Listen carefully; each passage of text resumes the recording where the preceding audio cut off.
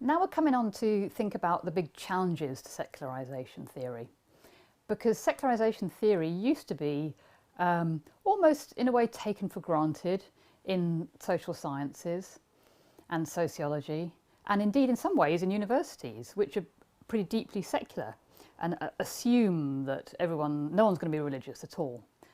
Now there's still some of that around, but there have been some really powerful challenges to secularisation theories since the late 20th century and through into the 21st century. So much so that if you pick up almost any book about religion that talks about religion, it'll say something about the disproving of secularisation theory.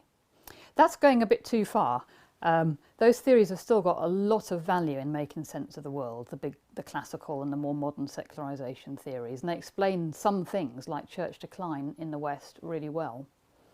But there are some very powerful challenges that have made people stop and think again. I mentioned one of those people who changed his mind, and that was Peter Berger, the American sociologist of religion, who wrote the book The Sacred Canopy. By the 1990s, he started to say he was wrong in predicting that religion would decline in the modern world. He said that because mainly he was really convinced by the evidence that showed that religion wasn't declining around the world, globally, it was growing.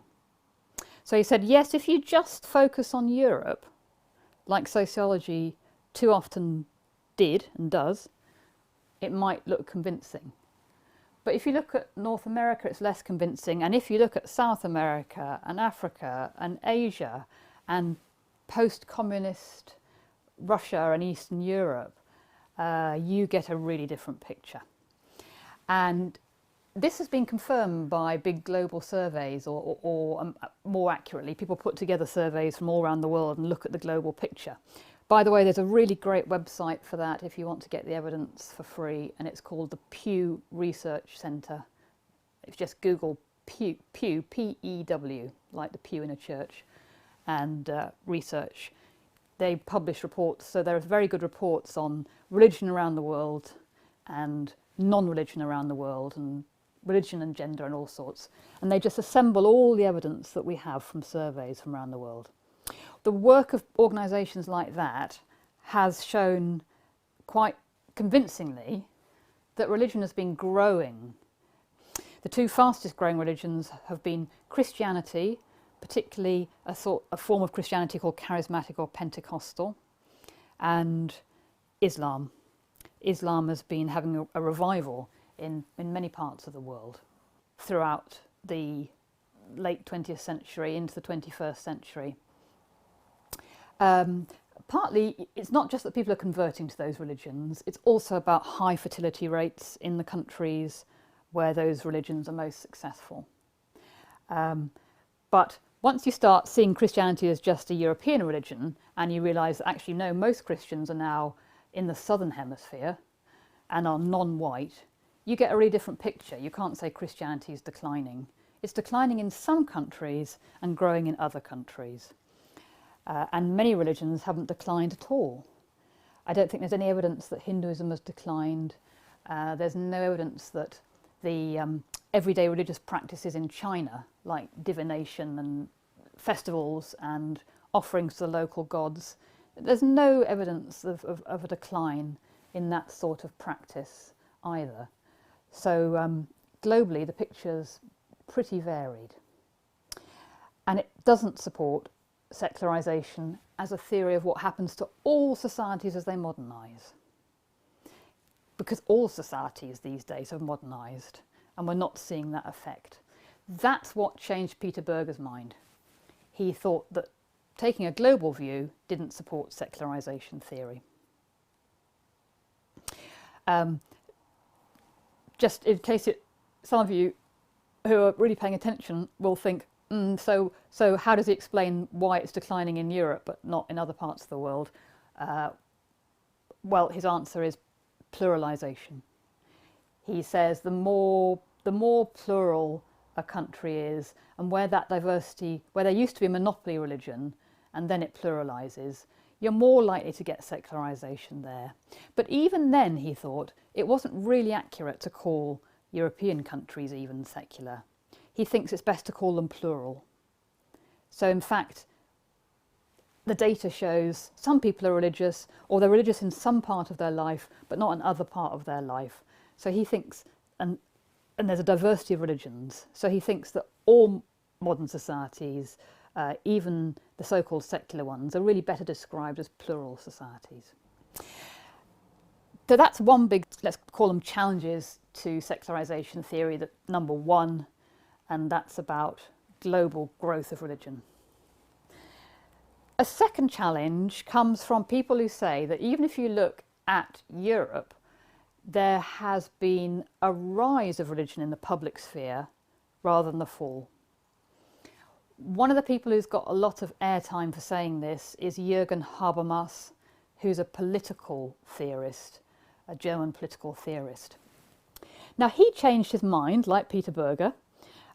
He started off much more secular, and he used to argue that in political debate, people should leave religion behind. You shouldn't give religious reasons when you're making a political argument. You should give universal reasons that everyone can accept. He changed his mind on that late in life, quite recently, and came to think that no, actually, inclusivity and pluralism and democracy really requires that everyone should be able to give their reasons in a public debate and in government. That's actually a better situation for a democracy to have. Of course, you've got to give your explanations, even your religious reasons, in ways that other people can understand, but you can perfectly well do that as a Jew, as a Muslim, as a Buddhist, as a pagan, whatever it might be, as well as you shouldn't privilege secular people and say they're the only ones, and religious people have got to translate everything into secular language. Habermas called that view post-secularism, and that language has been adopted in political theory. You'll often see the term now post-secular.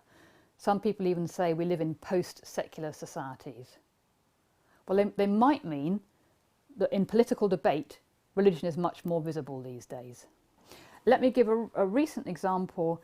In early 2021, there was a storming of the Capitol building in Washington, DC, in the USA, in protest about Donald Trump losing the election.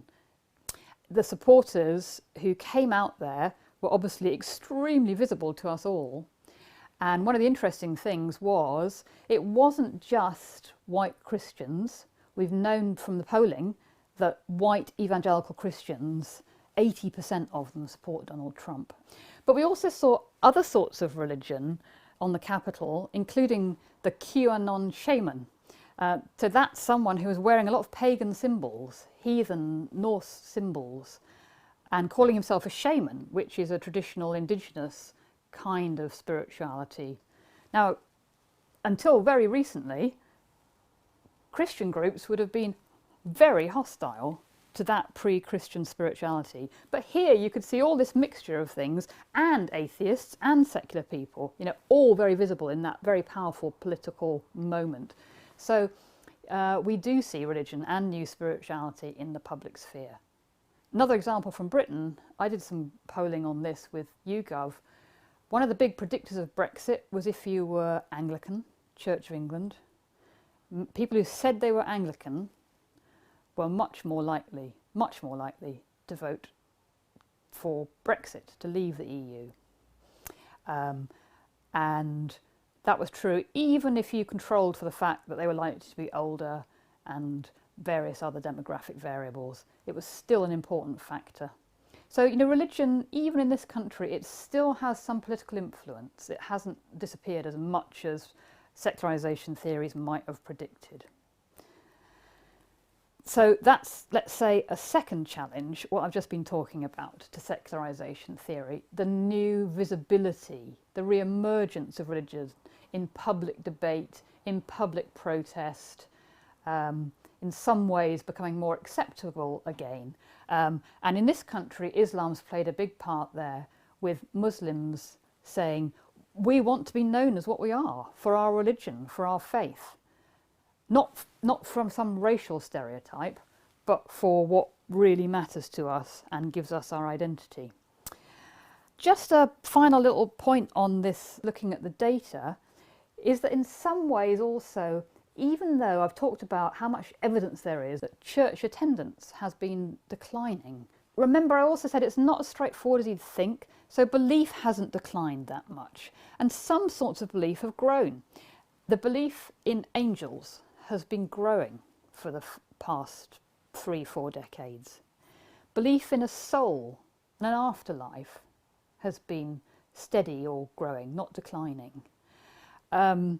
Astrology, really popular amongst Generation Z. So we're not becoming really straightforwardly secular in the way that somebody like Auguste Comte would have predicted.